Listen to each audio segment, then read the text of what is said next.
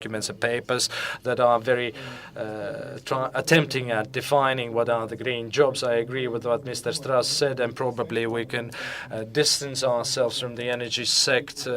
And at the moment we were looking only at the energy sector, but the green jobs can be created also in other affiliated sectors or areas, like, for example, the ecotourism and other related industries. And frankly speaking, we are, as Mr. Liedaka said, we're under-deploying the natural assets we have, the beauty of Latvia and all the natural reserves that we often perceive as sort of just a burden on us, but they are in fact assets, and the green agriculture is also another sector where to create green jobs. About these green jobs, we have a comment from the EU Home.lv. I think the serious girl, as she calls it. I think that before we have developed economy, we can't really talk about green jobs. We must deal with the crisis on hands, and then we'll be able to afford for the environmental protection, because everybody understands that green is more expensive than the regular or normal or artificial. We can be greener than green, but if we don't have the money to buy the green, nothing will happen. Do you agree to that? I just want to add that, of course, we cannot die just for a moment, and when the situation is better, revive ourselves, come out of the cryogenic chamber, and to go on with our lives. Actually, when we talk about the environmental issues, they should not be interrupted, and they are evolving. And actually, what we can see around us, it's the result of evolution rather than revolution. Of course, we have good times and bad times, and at all times, actually, including such situations of crisis, we still have to focus on the priorities that will determine our future. And not only I'm talking about the nature protection, but we cannot forget the green ideas during the so-called harsh times. But what about the costs, and can we afford it? Actually, green living actually is not more expensive, because, according to my understanding, living green means saving and living efficiently. And if you look into your closet, you will see different items that you don't even need.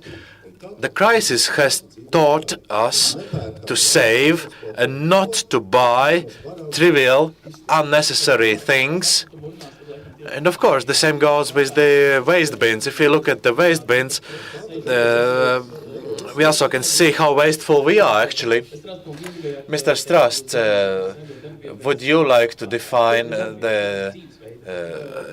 or actually to express your opinion whether green life is more expensive? Of course, it all depends on the investment. When we talk about fossil energy, of course, we have invested in the fossil energy sources for a lengthy time and in huge amounts.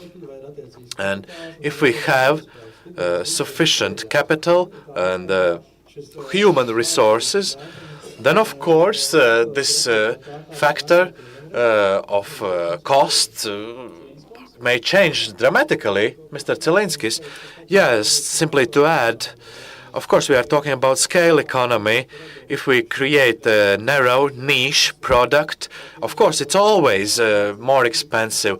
But as soon as we turn it into a mainstream product, the prices drops. So the same goes with the energy-efficient houses.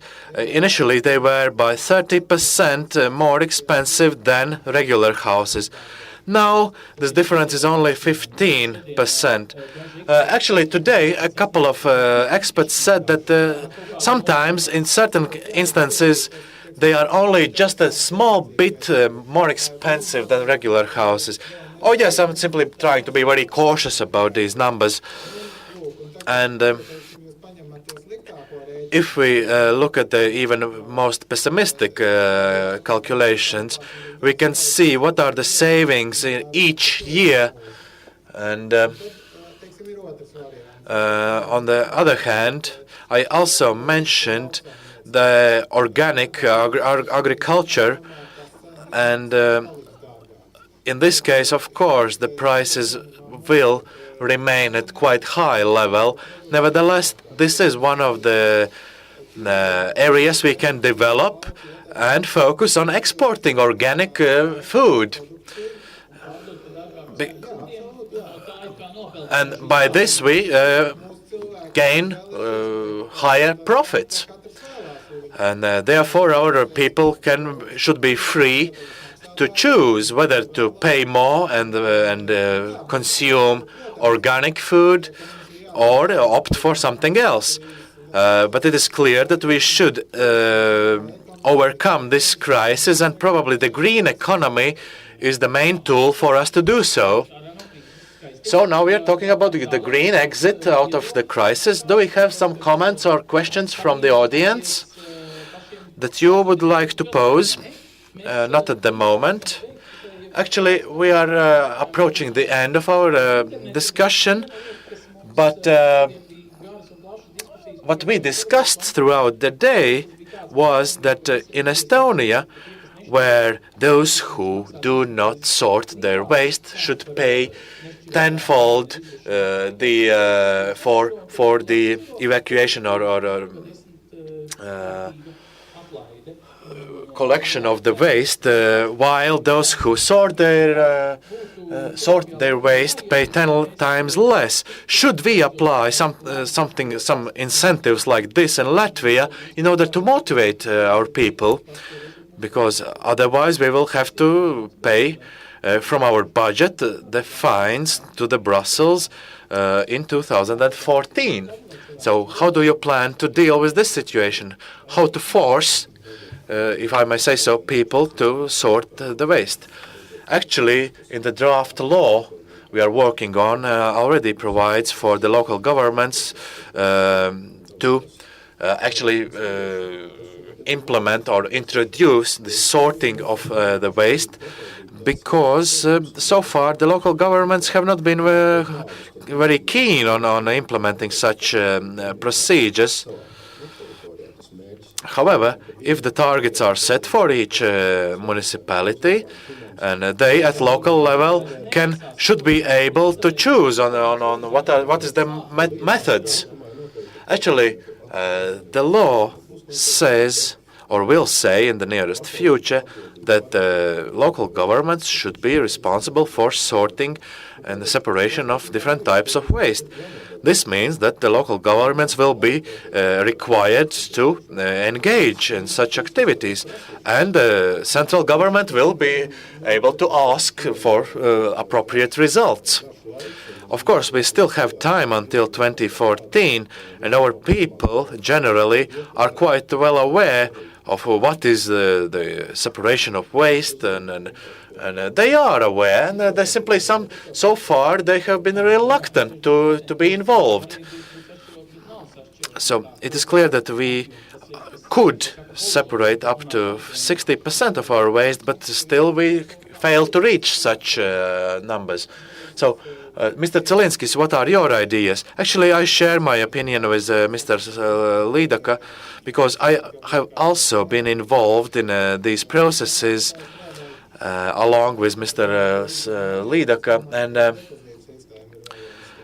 the system of introducing this different depositing quotas or tariffs should be introduced. So, do you think that we should pay 10 centimes more for each bottle or other type of packaging, which should be reimbursed to you as soon as you return the empty bottle or other type of packaging? What do you think about such a system? I believe that from the traders and producers' point of view, there are certain exaggerations, but in principle, if we have this deposit system, it also goes hand in hand with our priorities and our program. Mr. Strasts, what could be your solution? I know that throughout Europe, these issues are closely linked with